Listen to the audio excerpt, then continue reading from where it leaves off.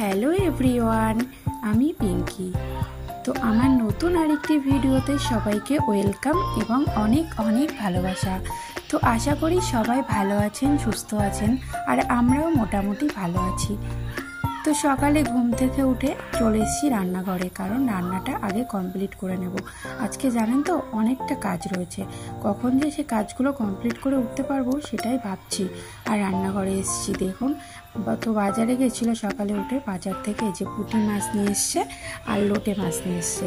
আর যেহেতু চারিদিকে জল হয়ে গেছে বৃষ্টি হয়ে, তো এই যে শাপলা হয়েছে, শাপলা ফুল এগুলো বাজারে উঠেছে, এগুলোই কিনে নিয়ে এসছে। তো ওটাও রান্না করব। আর এই যে ভাত বসিয়েছি আর একদিকে চা হচ্ছে।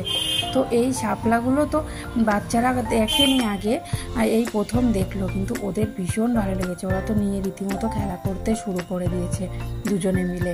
আমি বলছে এটা কি খাওয়া যায়? আমি বললাম হ্যাঁ বাবা, এটা খাওয়া যায়। তাও বলছে দেখো পদ্ম ফুলের মতো ফুল। আমি বললাম হ্যাঁ বাবা দেখ। তো ওরা দুজনে খেলছিল ওগুলো দিয়ে। তারপর আমার শাশুড়ি মা কেটে দিল, তারপর আমি রান্নাটা করেছি। শাশুড়ি মা কেটে দেওয়ার পর, যেহেতু আমি অন্য সবজিগুলো করছিলাম, তরকারি, মাছের তরকারি, সবজিগুলো, আর শাশুড়ি মা শাপলাটা কেটে দিল। তো রান্না বান্না কমপ্লিট হওয়ার পর এই যে আমাদের গাছে ডাব পাড়তে এসছে দাদা। তো দাদা ডাবগুলো পেরে দিল, কিছু নিয়ে যাবে আর কিছু রেখে যাবে। তো এর মধ্যে বড় বড় দুটো ডাব আমার ছেলের খুব পছন্দ, বলছে এই বড় ডাবগুলো মা আমি খাবো, পরে আমাকে কেটে দেবে। আমি বললাম ঠিক আছে, তাহলে ঘরে তুলে রাখো। তো ওই যে দেখো ও ঘরে তুলে রাখছে, ওগুলো খাবে পরে স্নান টান করে দুপুরের দিকে, তো ওই জন্য রেখে দিচ্ছে। তো ওই দাদাও বলছে যে নিজেদের গাছের ডাব রেখে দাও, খাবে। তো যাই হোক, দুপুরে স্নান ধান করে এই যে খাবার নিয়ে চলে এসেছি। আজকে এগুলোই রান্না করেছি, সব কিছু আর করতে পারিনি। লোটে মাছটা আগামীকাল করব, কারণ এই যে একটু পার্লারে আসার ছিল। যেহেতু পুজো চলে এসছে, তাই নিজের লুকটা একটু পাল্টিয়ে ফেলার জন্য চলে এসেছিলাম পার্লারে, আমি আর আমার বান্ধবী। তো বান্ধবীর কাজটা আগে হচ্ছে, তো তারপর আমি দুজনে মিলে বেশ এই পার্লারের কাজ ছাড়তে ছাড়তে আমাদের রাত 10টা বেজে গেছে। আমরা রাত 10টার সময় বাড়িতে এসেছি। তো যাই হোক, এতটা সময় লাগবে বুঝতেই পারিনি। বলেছিল যে 2-3 ঘন্টা সময় লাগবে, সেহেতু 4টের সময় গেছি বিকাল, আর এসছি রাত 10টাতে। প্রচুর টাইম লেগে গেছে। তার মধ্যে আবার কিছুক্ষণ কারেন্ট ছিল না।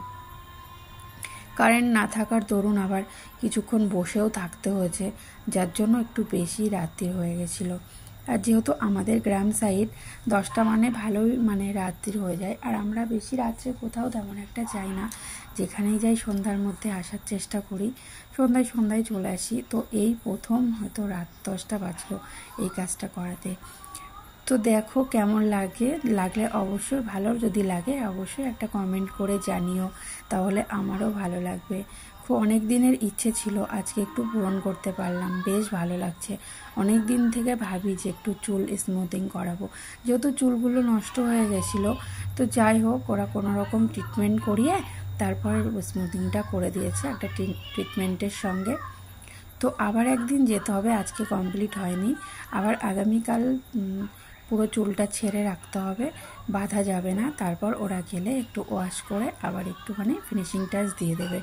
তো দেখো কেমন হয়েছে ফাইনাল লুকটা, জানাবে অবশ্যই কমেন্ট করে।